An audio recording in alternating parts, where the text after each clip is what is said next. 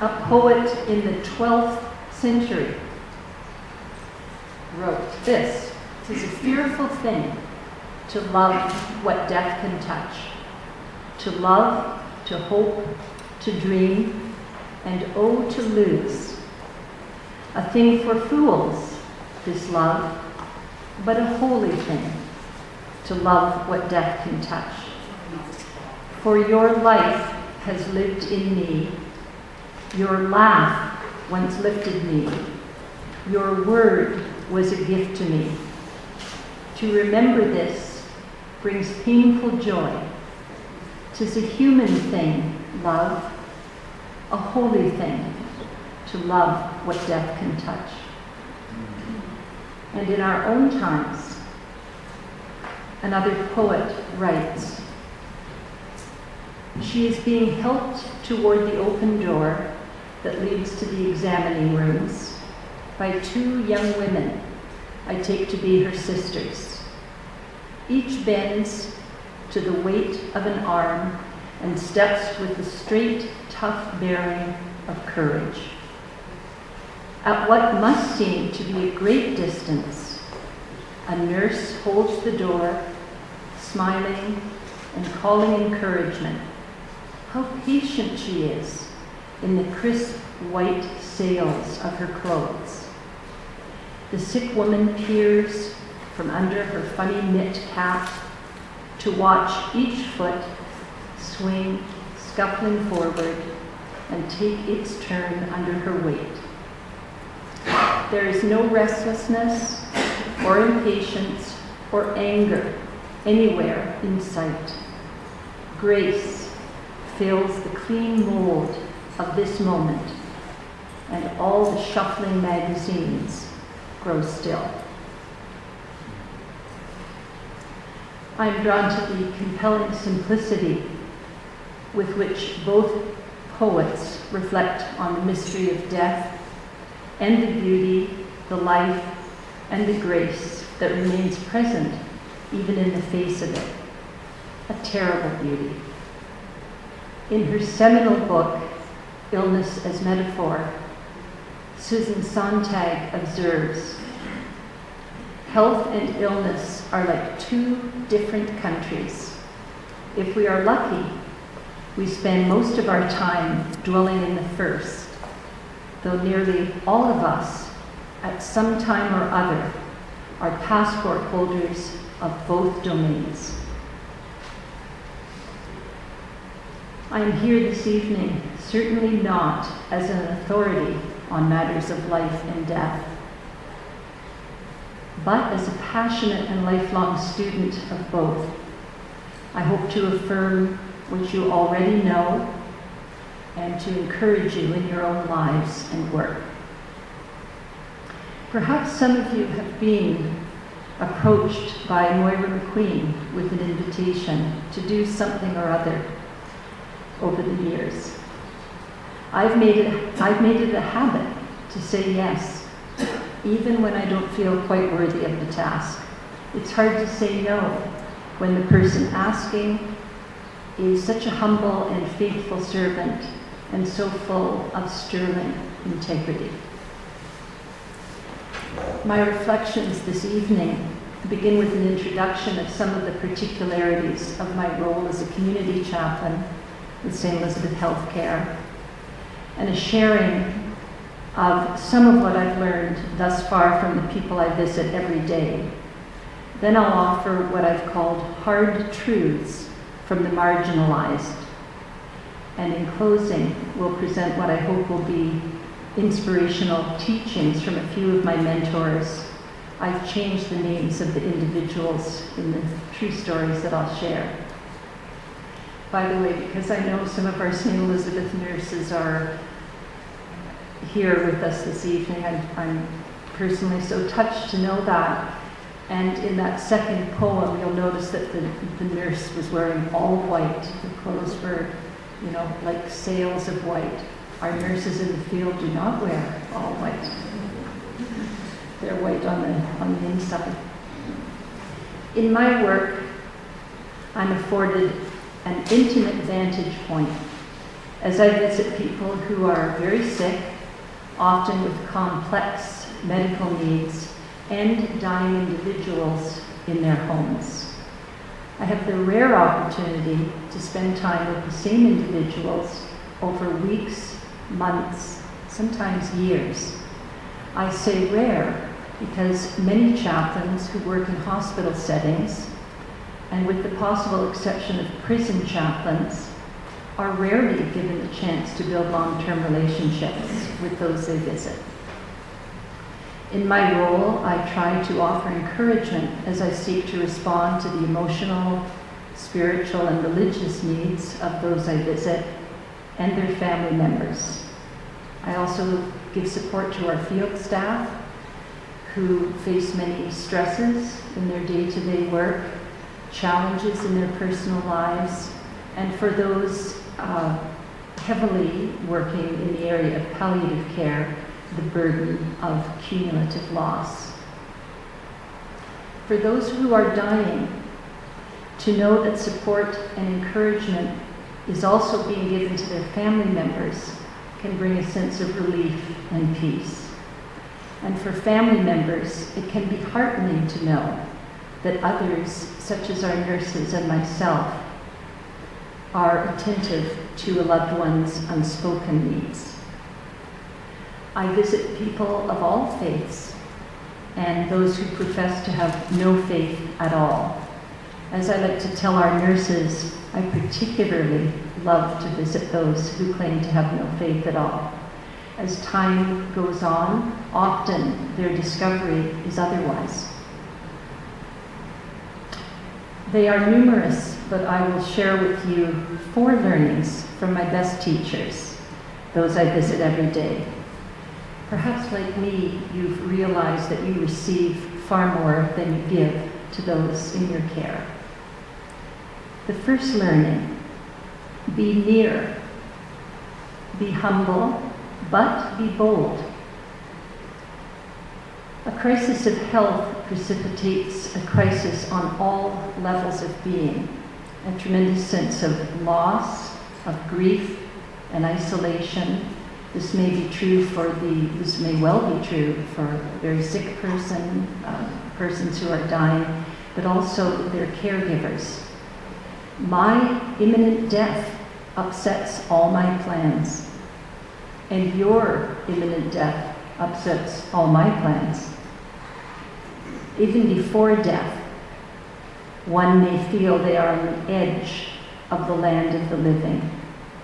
And this can be a very lonely place to be. We may assume that a dying person who is surrounded by many caring family members must surely have all their needs met.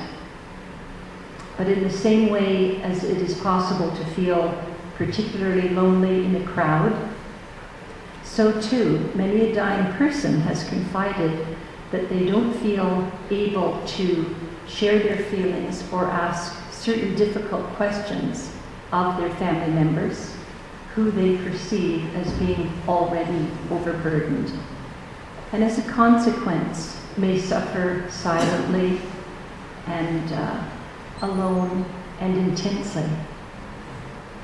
For their part, family members may be hesitant and unsure as to how to best be of emotional and spiritual support as they navigate new terrain, and so join in what has been aptly called the dance of protection.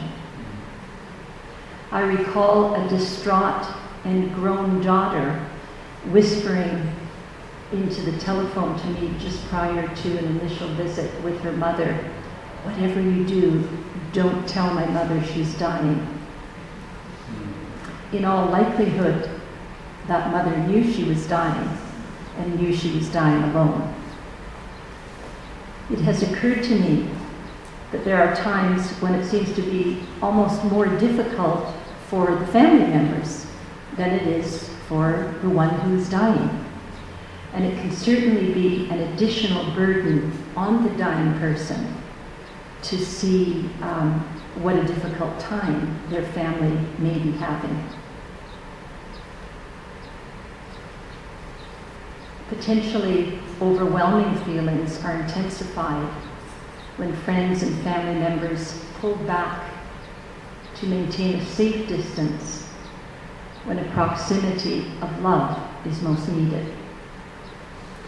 That there should be a fear of touch is understandable for all sorts of reasons, but it is such a great deprivation to a suffering person, and I believe also to the one who is withholding touch.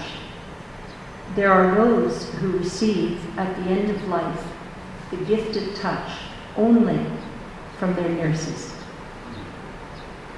It is profoundly moving to see a son or daughter, and I must say I particularly find it profoundly moving when that son or daughter is a teenager or a young adult,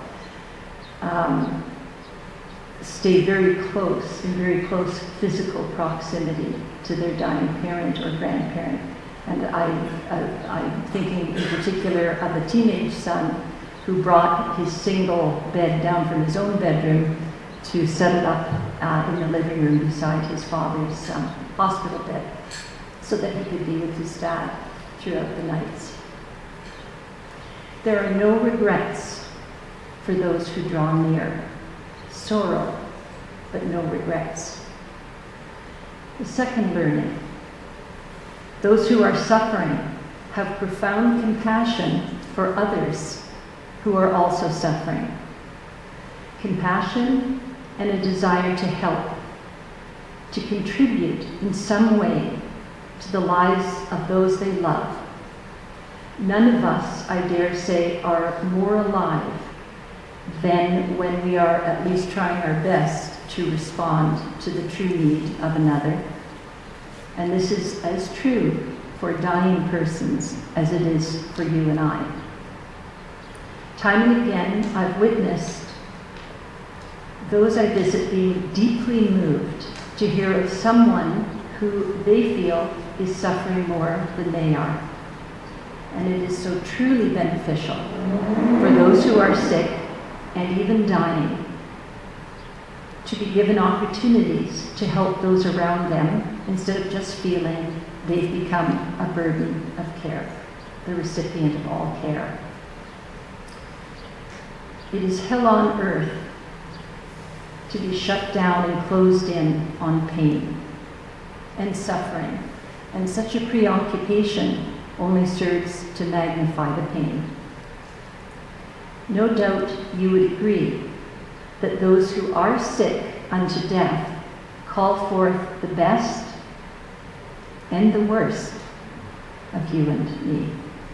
Their great need becomes the catalyst that ignites our own best selves, our better angels, and stretches us beyond what we thought possible.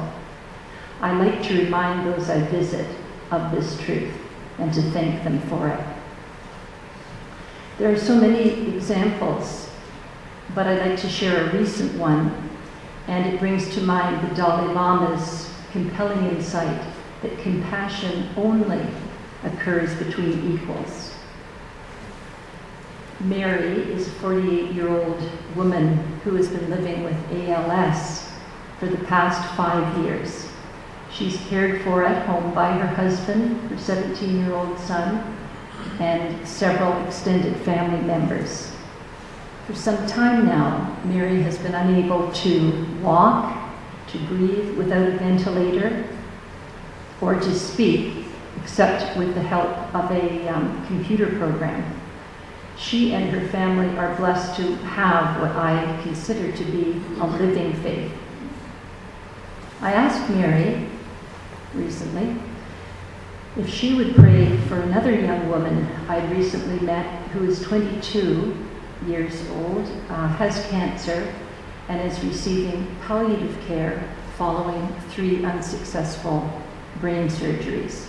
That younger woman had expressed to me her great and growing fear of getting to the point where she would not be able to speak or walk, and she couldn't imagine her life having any value or meaning when that time should come.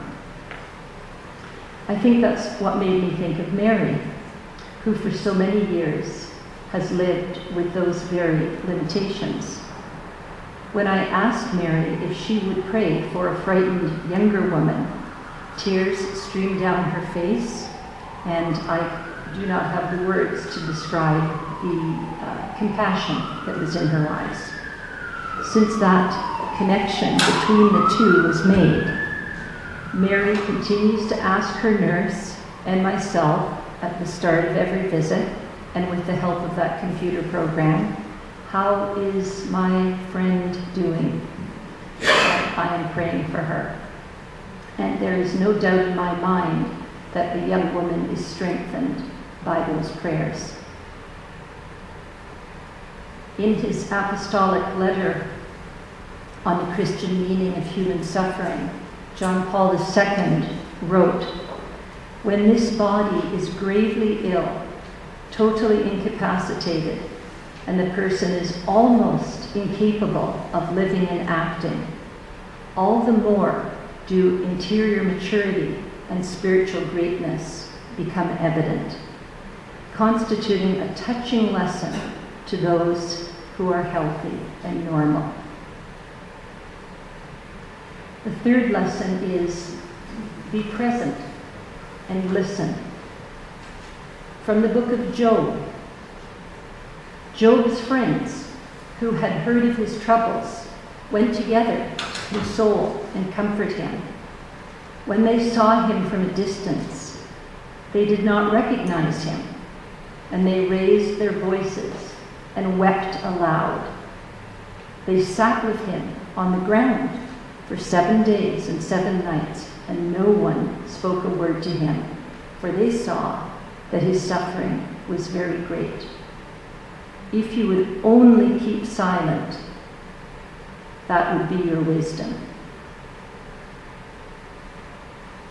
The most basic and powerful way to connect to another person is to listen.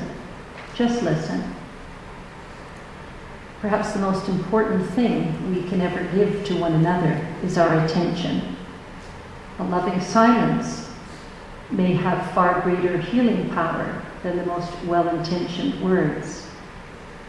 There is a profound value in standing vigil, a power in silent presence and prayer that I would say the communities of L'Arche know a great deal about. Many are the hospital staffs who've witnessed the assembly of the entire L'Arche community around the deathbed of a community member. I've learned not to ask too many questions or force another person to speak. A person unfamiliar with the articulation of feelings, or even to feeling the full spectrum of feelings over a lifetime, can't be expected in their weakest moments to suddenly become very articulate. We all know the pain of not being listened to. In a way, not to be listened to and heard is not to exist. Sadly, I could fill a large volume with the stories shared with me by those who haven't felt listened to or heard by others charged with their care, not at the hands of our St. Elizabeth field staff, but more likely in institutional settings. And it's tougher there, in some ways, I bet. Their stories have been painful reminders of just how much harm dismissive comments, rough hands, deaf ears can bring to those already experiencing the vulnerability of sickness. Thankfully, it is also true that merciful gestures, acts of kindness are never forgotten and do strengthen families in the wake of a loved one's death. There is a tendency to keep busy when stillness and presence are needed. But compassionate care calls for presence at the depths of our being. So many of us, myself included, have a tendency to keep moving when that quieter presence is called for. Beside the bed of a sick or dying person, time seems to slow down and open up. We best pay attention to matching our own level of activity and our own beings to that quieter rhythm. And it is not sufficiently healing to merely be present in body. Our souls can be quite perceptive as to the sincerity and attentiveness of others. Psychological and emotional absence in the ones giving care can be even more painful than physical absence.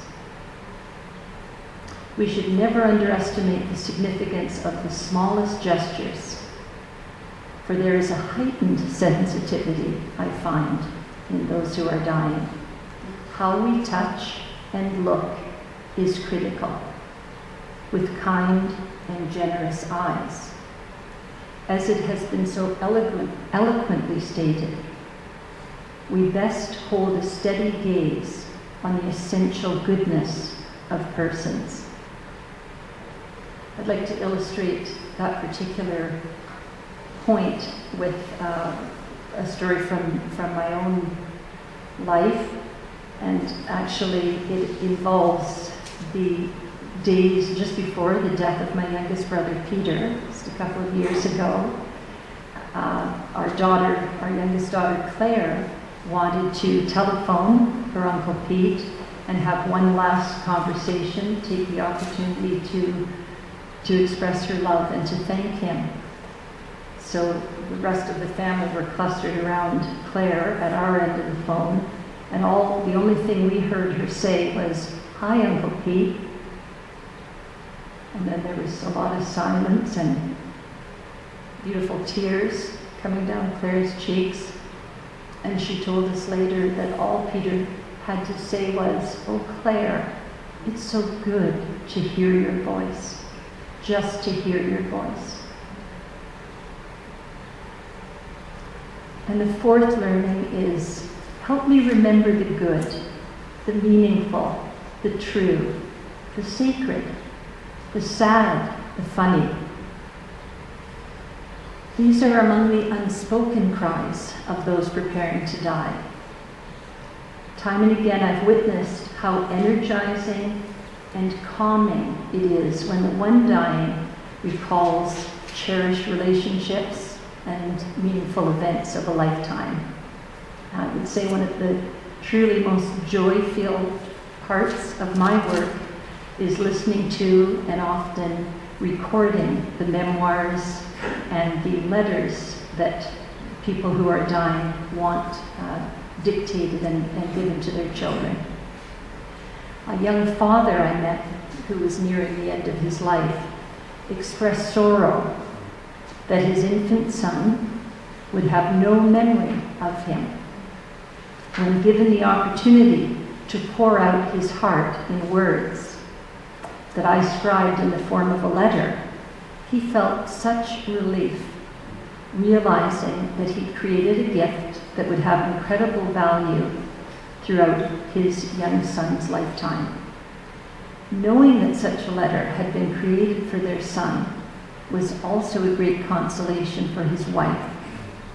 The burden of their grief, fear, and anxiety had been somewhat alleviated. Not altogether, but somewhat, and truly. For some people I visited, the composition of a letter may also provide the means to express on the one hand gratitude, and on the other regret and sorrow for failures by those who might be unable to do that face to face. The need for forgiveness at the end of life is in our bones. This is what dying people yearn for. And when families gather at the bedside of the one who will die, the words they so often say are, "I'm sorry that I hurt you. I love you. Please forgive me." Imminent death often drives us to seek the reconciliation with others we may have spent a lifetime avoiding. The practice of reflecting on the entire arc of life can support this desire for reconciliation and hopefully prepare the one preparing to die for the blessing of a face-to-face encounter with the one whose forgiveness they seek. I would add, and I was taught this by a young father who died some years ago now. When I first saw him, he was recovering from the visit of a social worker. I don't mean to insult all social workers with his insight. It could have been any of us, but it was a powerful learning coming from the source that it was. And what I would like to add in his memory is that it is so important that this work that I've just been describing is built on already having established a relationship of trust. That doesn't necessarily take, thankfully, months and months or even weeks and weeks. Trust can be something, that's just the almost immediate blessing. But it can be threatening and intrusive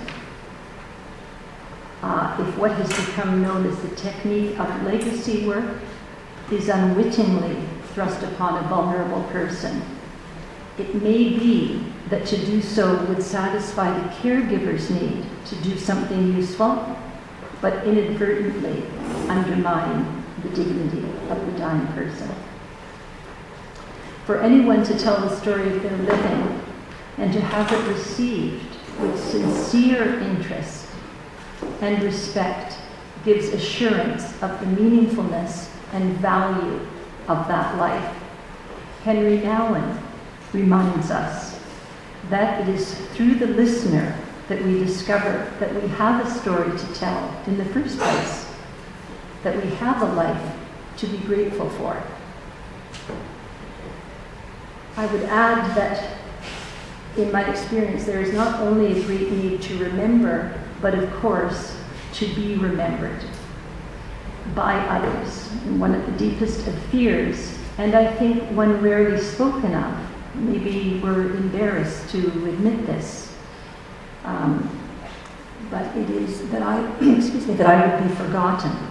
Who will remember me? When we forget and fail to remember someone during the time of their dying, I think this only serves to fortify that deep fear. As a community of faith, as friends and families, we're challenged to remember and to find the ways to continually remember, honor, and celebrate the particular truths of the lives of those who have died. Lest we forget, and even though we may well forget, we can take heart in the wise insight of Gustav Gutierrez, who I understand to be the father of liberation theology. I look to my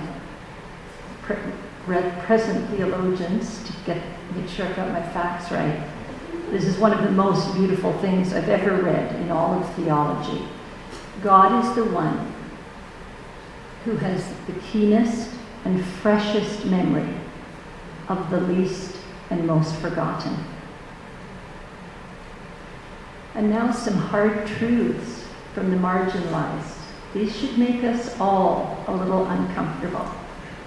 It just so happens that the 3 brief accounts I will share occurred within the context of medical establishments. That may allow the rest of us who are not doctors or nurses a bit of a safe distance, but the truths contained therein should challenge us all. It's not always easy to listen to people who are facing the most severe of life's challenges, life's trials, but they can be very powerful teachers if we are willing to hear what they have to say. So just 3 little snapshots, all very true stories. A gifted 32-year-old doctor I visited, who cared for children with special needs, was herself a single mother with a young daughter when she, the doctor, was diagnosed with a brain tumor. Tamara told me that what had distressed her the most was the initial reaction of her medical colleagues. Whenever she expressed disappointment or anger at her situation, she was advised to beat a hasty retreat to the resident psychiatrist to get those feelings under control. As a doctor, Tamara well understood the value of medication to help relieve anxiety and later her physical pain, but was immensely disappointed when censored at the outset by the very people she had assumed would appreciate and understand the complexity of her feelings. I felt the least that I could do was listen as she expressed her anger. And after I'd done so, Tamara was able to move on to complete the important work of creating memoirs for her daughter. She taught me the importance of listening in a way that encompasses everything, including anger. All of us giving care need to create a safe place where the soul can be invited its free and open expression and be fully supported as it finds its voice. And of course, we can only receive another's grief and pain to the extent that we have become aware of and accepting of our own. And that is the journey of a lifetime. For the year that her husband was receiving treatment for cancer, his wife accompanied him to a large Toronto hospital, which shall go nameless, every 2 weeks to the clinic. Over time, she noticed that not one member of the medical team in the chemo unit ever spoke to her. In her own words, she said, "I understood how busy they were, but I needed someone just to take a minute, maybe put an arm around my shoulders and ask, 'How are you doing? This is hard.'" My husband realized it was hard. Deep down, I knew they knew it was hard, but it would have meant so much if someone had acknowledged it out loud. It's not that I expected a nurse to come home and cook dinner.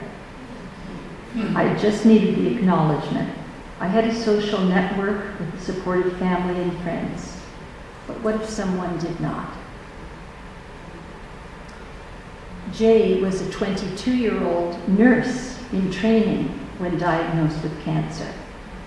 I'd like to pass along what he said to me. Medical oncologists can be very clinical at times when they shouldn't be. This is a direct quote. I was overwhelmed by emotion when one such oncologist told me, just before leaving the room, "The cancer has spread to your liver. Is there anything else I can do for you?" I felt so alone in my hospital bed and was just thinking, if you'd taken my hand, looked me in the eyes and said, "I'm very sorry about what's happening to you. We are working very hard as a team to help you, and I'll be around whenever you want to talk some more." That way I'd have known that I wasn't just sitting there by myself with no help. Thankfully, Jay moved on to another oncologist who told him, "You and I are going to be very courageous. We're going to be strong, and we're going to face this together." Jay told me he needed to know that others were in that same moment with him and facing in the same direction, that it wasn't up to him alone. From that moment, nothing had changed, but everything had changed. And now a word from my mentors. Chris Sherwood, a palliative nurse and teacher, has said, I find if you treat dying people the way you treat anyone else, then they know they're not dead yet.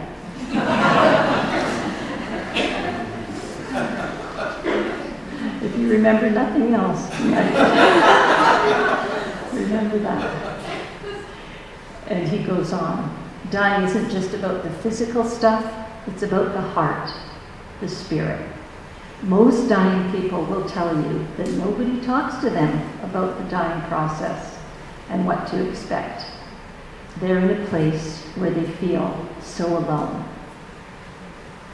Eve Kavanaugh, a palliative care nurse and writer, recognized the deep interconnectedness between body and spirit. She, like so many others, sees her work as an opportunity to express God's mercy to the dying, and writes, by faithful and loving care of the body, which becomes increasingly more difficult to care for and often repulsive, if I remain loving and faithful to that task until the end, the dying person has a new and life-giving experience of God. There is little question that medicine as a healing art has made huge advances within the field of end-of-life care and every other level of care. And it is critically important to recognize and celebrate medicine's vital contribution.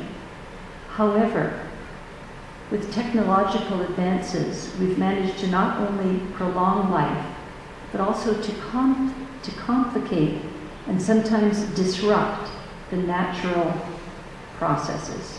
In highly advanced medical environments, death and dying are easily considered as a failure to cure, a failure on the part of the physician, and, heaven forbid, a failure on the part of the patient. In this context, we are likely to experience dying more as an embarrassment or humiliation than as a dignified and fitting final act of life.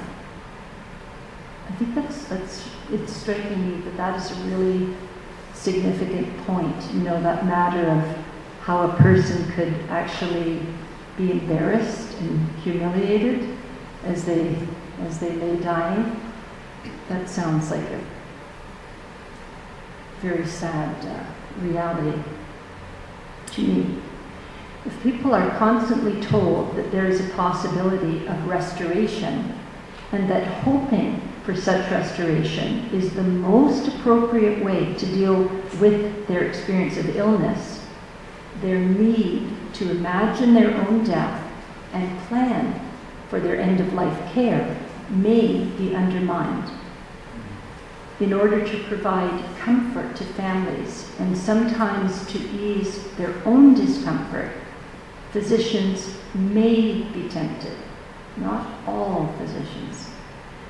Some may be tempted to reframe the terrifying, helpless experience of dying into a more hopeful and manageable experience of fighting against a serious but potentially curable disease. Obviously, I'm not commenting on the importance of hope, maintaining hope. We need to continue to be present to the sick person even when our powers to heal have failed. And this is where the realm and the gift of palliative care comes to the fore. I am reminded of Irene, a mother of 2 young adults who cared for her dying husband in their home and often told her children, "We can't do anything to change the cancer, but we can do everything to take care of your father." I've been so fortunate in my role with St. Elizabeth Healthcare to participate within the context of vibrant teams at every level within our organization and in collaboration with other providers of care in the community. I have experienced the value of teamwork firsthand and have found it effective and an invaluable form of support, both for care providers and for those in need of our care, a team approach I find is particularly helpful in situations of very complex need. And I would like to illustrate this point by sharing with you briefly the story of 21-year-old Kay, who lived in relative poverty in the Jane Finch corridor. She was a single mother diagnosed with cancer at the time of her birth of her then 18-month-old son. So good, I saw that sink in. It's kind of a lot to take in. Kay was under the care of one of the physicians of the Timmy Latner palliative care team out of Mount Sinai Hospital. For a time, she only permitted visits from that doctor and myself. Once we'd established relationships of trust, we were able to involve so many other members of the palliative care team, and the complexity of needs within the extended family were certainly well beyond the scope of one individual to respond to. To make a very long story short, Kay's grandmother was brought from Jamaica to Canada to assist with child care. Funds for her transport were donated by the uncle of a hospice staff member. Art therapy and counselling were given to her little brother so that her own mother could be freed up to spend more time with her young daughter. The entire family was treated to a cottage holiday, and Kay was helped to record loving letters to be given one future day to her infant son, her mother, and her young brother. It has been my observation that the finest of physicians welcome the capacities and gifts of all other team members, and much to the benefit of individuals in need and their families. As a consequence of such support, instead of death being a medical event, it becomes a spiritual event with medical implications, as one hospice director put it so well. What most people I visit want is to die at home or in a hospice setting, among close family and friends, with recognition of the deeper spiritual dimensions of dying and assurance that their families will not be overburdened with their care and not neglected in the wake of their loss. And over time, I've observed a huge distance between the words that might be spoken by an exhausted, frightened, and despairing dying person, "I just want to die," and those words that might well be spoken by someone who is receiving good palliative care. "I accept that I am dying." In my own experience, the acceptance of death arises out of and is proportionate to the experience of the honoring of one's dignity. Since death raises questions about one's value, one of the major spiritual tasks for those dying is to discover or recover an appreciation of their intrinsic dignity. And those who are dying need to be reminded of their dignity at a time of fierce doubt, to understand that they are not grotesque because of the way disease has altered their appearance, not merely bothersome because they are dependent, and not undervalued because unproductive, and indeed are worth the time, attention, and resources of others. Those who are dying can teach us, the rest of us, about our own dignity. When love and respect is shown by those giving care, people die with dignity and heal others in the process. And so, an absolute commitment to non-abandonment and to be present through the trajectory of illness is critical for both the one who is dying and for their family members. We're already familiar with the African teaching, it takes a village to raise a child. Likewise, it takes a village to accompany a dying person. It's miserable to feel powerless. Pain of all kinds can be debilitating and all-consuming. It is hard and exhausting to give care, and especially hard for an independent person to receive it. It's difficult to be in front of suffering, and we naturally want to do away with it.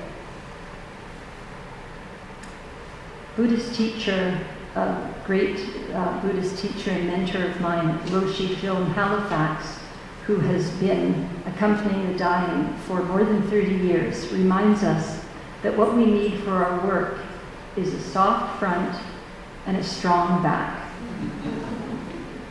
Or, no fear, deep presence.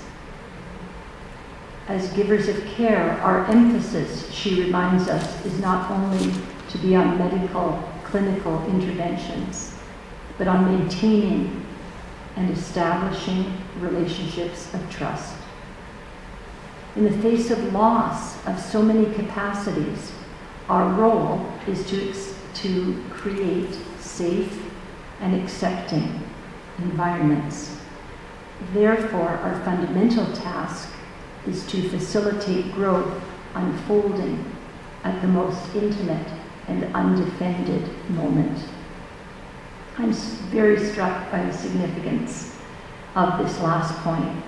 Perhaps like you, I have felt very privileged to be in a position to observe this delicacy of growth at the very time when it was least expected. No matter how many times one is blessed to see it, it always comes as a surprise somehow to witness the power inherent in powerlessness, to experience strength in weakness. One of the truly life-giving realities to be experienced in our companionship with those who are dying is what feels like a fresh discovery each time and with each death. And that is how, as persons, we have in our weakest moments this incredible grace that should give us reason for hope. And speaking of surprises, I cannot resist telling you about my meeting with Edith, who at 97 years of age had been recently predeceased by her husband, all of her children. One of our nurses had asked for my support because Edith had stopped eating, was grief-stricken, and very depressed. I guess she had good reason to be. I remember walking that first time into her bedroom and thinking that perhaps she'd already died. I'd never seen such a tiny and frail body. Skin and bones collapsed on the bed like a little bird. But her beautiful blue eyes opened when I spoke, and we even found reason to laugh together. Realizing that she was nearing the end of her life and had precious little energy, I resolved to come for the briefest of visits, but every week. Edith's support worker, after that first visit, I would not have thought it possible. Edith would dress in a lovely flowered gown and be sitting in her wheelchair in a sunroom for our visits. The last thing she said to me before her death was, "I didn't expect to discover a new best friend at the end of my life." And what, might we ask, does it mean to be deeply present? I know of no one who has expressed it better than Jean Vanier, founder of the communities of L'Arche. Good time for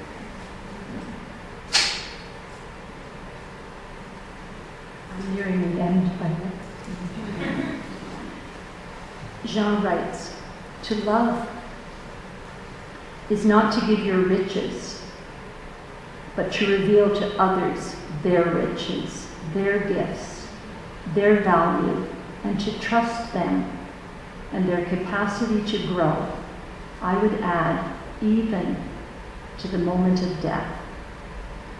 So it is important to approach people in their brokenness and littleness gently, not forcing yourself on them, but accepting them as they are, with humility and respect.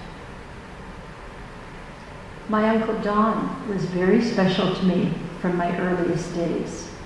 He suffered a great deal throughout his life and at the time of his dying.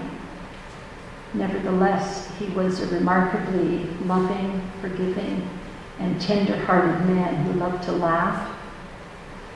Before his death, I asked him if there was one thing above all others he'd like me to remember.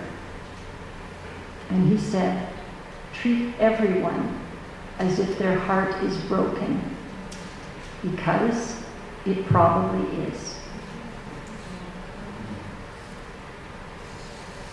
To actively and compassionately support the dying of others, and to enter faithfully and trustingly into our own dying, is to live one of the richest and most experienced and most important experiences of our lives. For all its anguish and excruciating hardship, with reverence and acceptance, death nonetheless presents possibilities of healing, of grace, of abundant life. Again, John Paul II reminds us. The mic is going on and off this morning. I'm just going to step away from it. Yeah, this is okay. You can hear my voice. Yeah, it's okay. I'm right at the tail end. John Paul II reminds us that suffering, which is present under so many different forms in our human world, is also present in order to unleash love in the human person.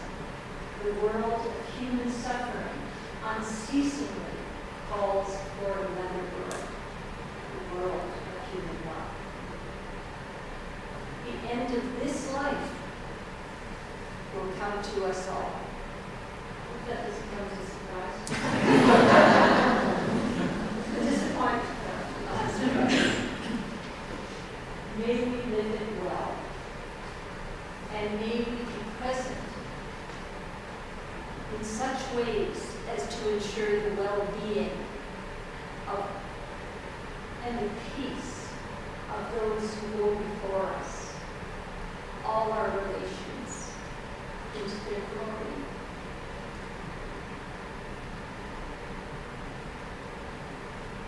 I'll close with the words of another poet. Even this late it happens, the coming of love, the coming of light.